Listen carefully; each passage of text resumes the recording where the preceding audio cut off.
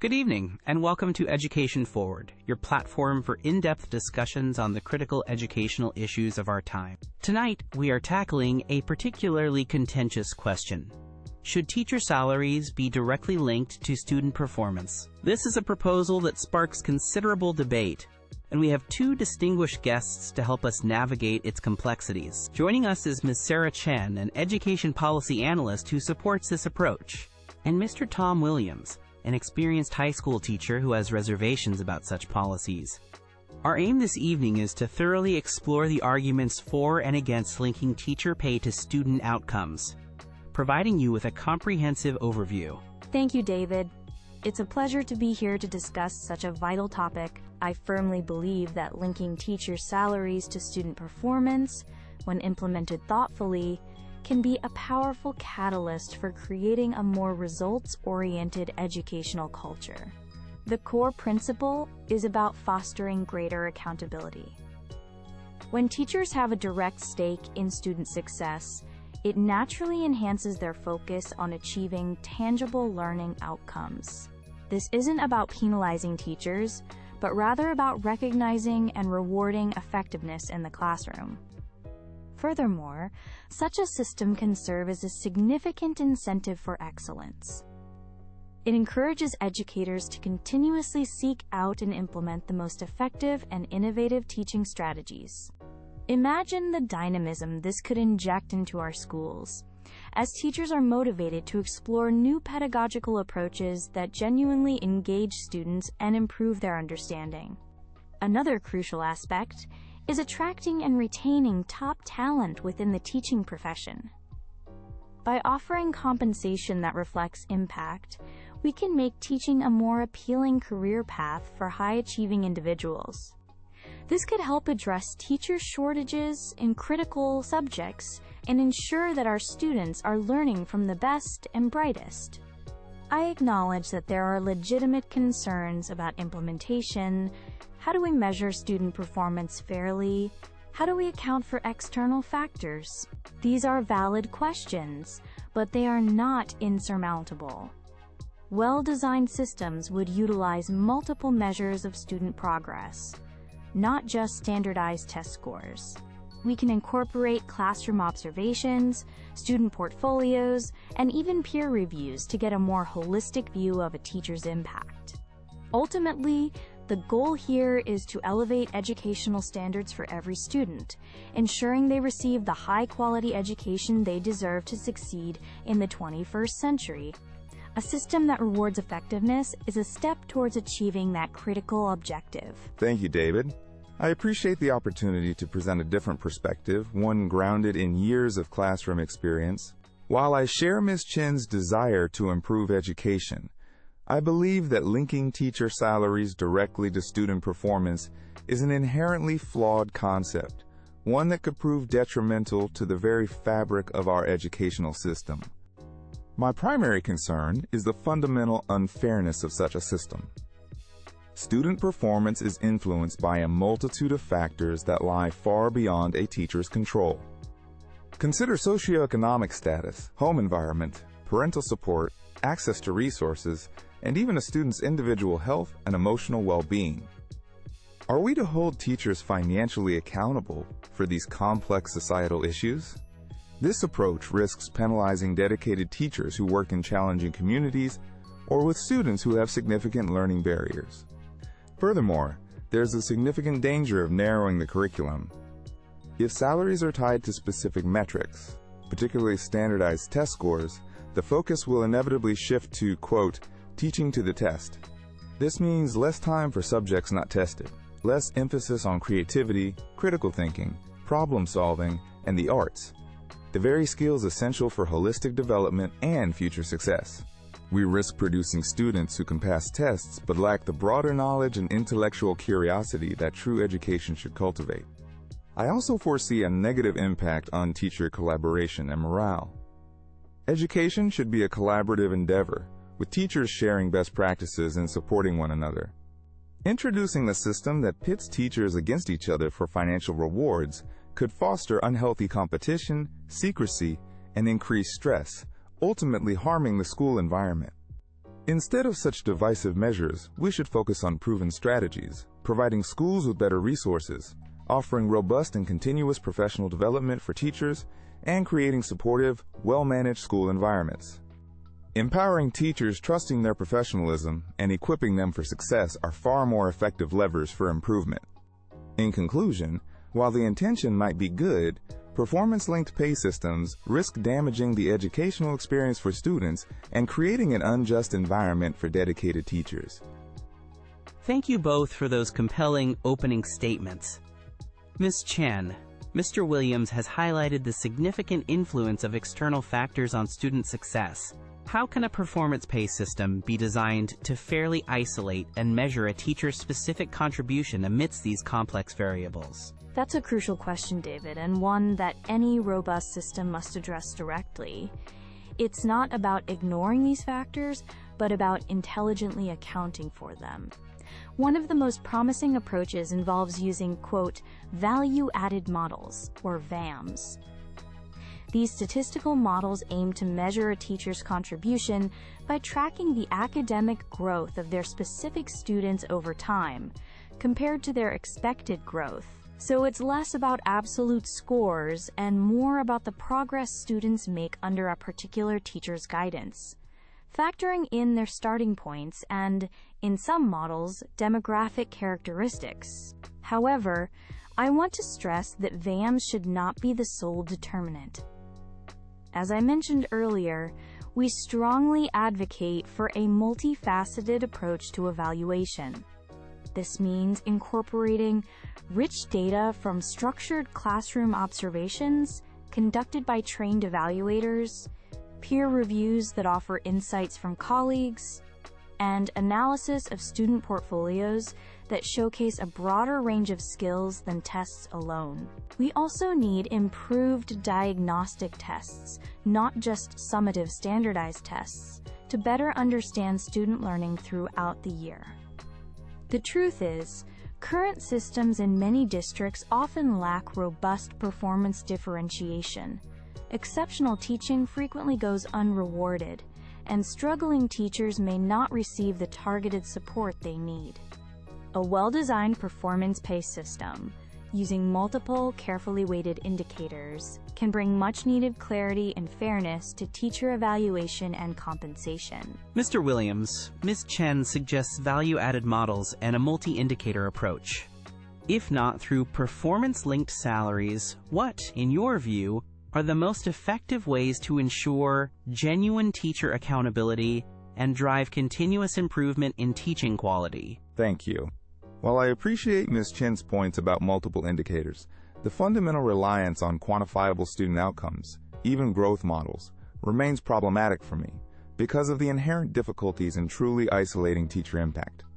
Instead of focusing on financial incentives tied to these metrics, which I believe can distort priorities, we should invest heavily in systems that build teacher capacity and foster a culture of professional growth. This starts with comprehensive, ongoing, and relevant professional development, not one-off workshops, but sustained learning opportunities that allow teachers to deepen their subject matter expertise and refine their pedagogical skills.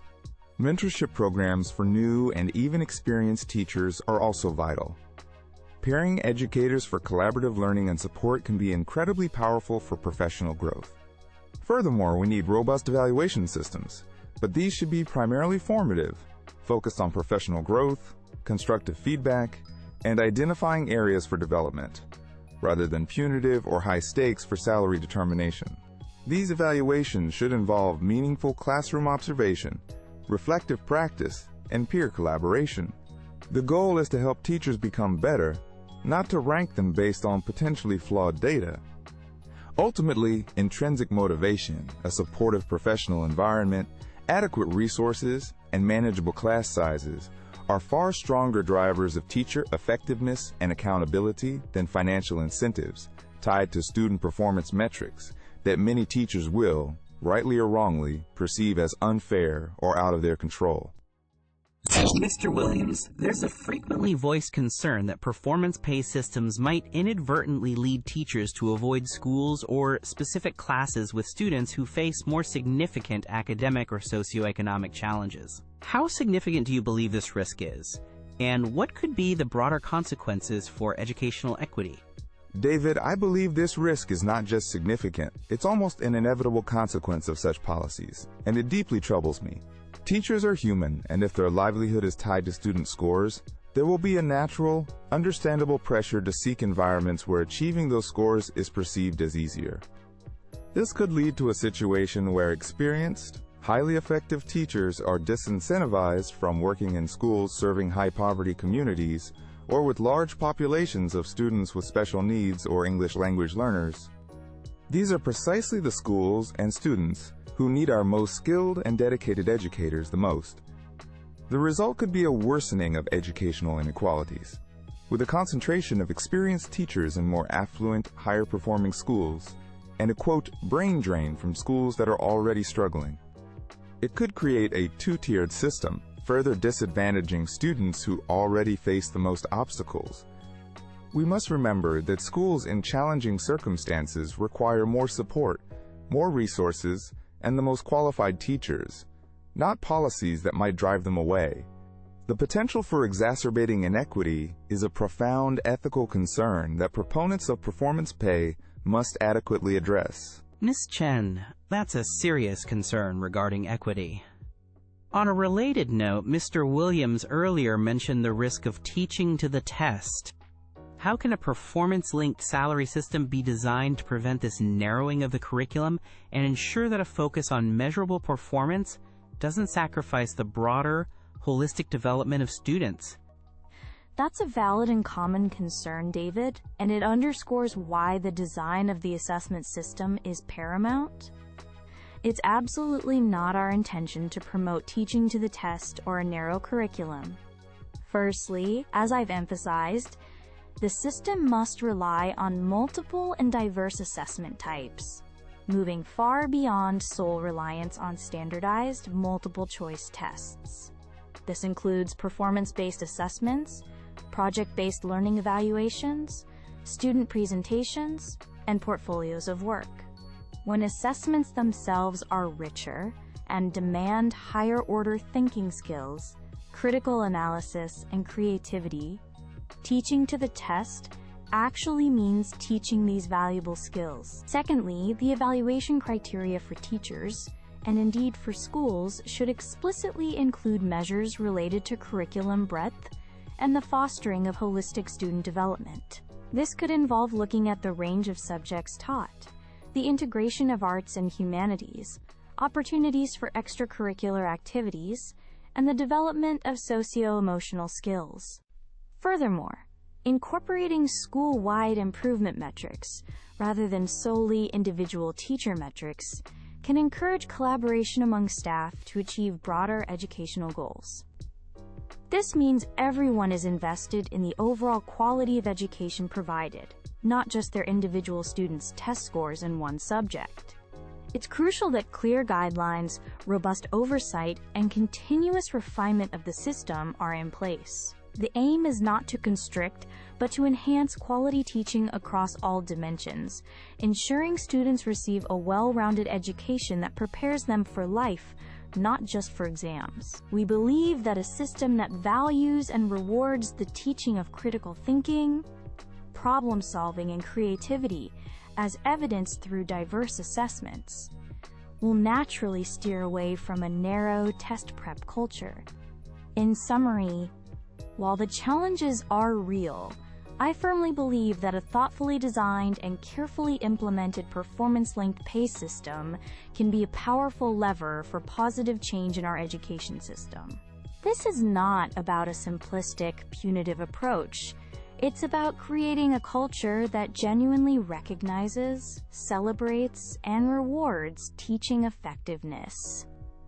It's about aligning incentives with the outcomes we all desire for our students. When teachers are empowered and motivated by systems that acknowledge their impact on student growth, students are the ultimate beneficiaries. They receive a higher quality of instruction and are better prepared for their futures. Yes, implementation requires meticulous care, ongoing evaluation, and a commitment to fairness, incorporating multiple measures and safeguards against unintended consequences, like those Mr. Williams has rightly pointed out. However, the pursuit of a more accountable, results-driven education system is crucial if we are serious about closing achievement gaps and ensuring every child has the opportunity to succeed. We must be courageous enough to explore all avenues that hold the promise of improving student outcomes, and performance-linked pay as part of a comprehensive strategy is one such avenue that deserves our serious consideration and effort. It is about valuing the profound impact teachers have and ensuring that excellence is not just expected, but also tangibly rewarded for the betterment of our children's education. To conclude, while I share the goal of enhancing student achievement, I remain convinced that linking teacher salaries to student test scores, even with sophisticated models, is a fundamentally misguided approach. It oversimplifies the complex art and science of teaching and the multifaceted nature of learning. It attempts to reduce a deeply human interaction to a set of quantifiable metrics that can never fully capture a teacher's true impact. The inherent risks are simply too great. The potential for demoralizing dedicated teachers, the inevitable narrowing of the curriculum to focus on what is easily measured, and the exacerbation of inequities that disadvantage students in already challenging situations. We risk creating a system where teachers are more stressed, less collaborative, and potentially incentivized to avoid the very students who need their expertise the most. This is not a recipe for educational improvement. True accountability and excellence in teaching are fostered not through divisive financial incentive schemes, but through genuine investment in the teaching profession. This means providing teachers with high-quality professional development, manageable workloads, adequate classroom resources, supportive leadership, and above all, respect for their professional judgment and dedication. Let us focus our energies on creating these conditions in every school for every teacher, rather than pursuing policies that, however well-intentioned, are likely to cause more harm than good to our education system and the dedicated professionals within it. Miss Sarah Chen, Mr. Tom Williams, thank you both for a truly insightful and vigorous discussion this evening. You've given our viewers much to consider. It's clear that there are no easy answers to this complex issue, but your perspectives have certainly illuminated the key arguments on both sides. Thank you to our audience for joining us on Education Forward.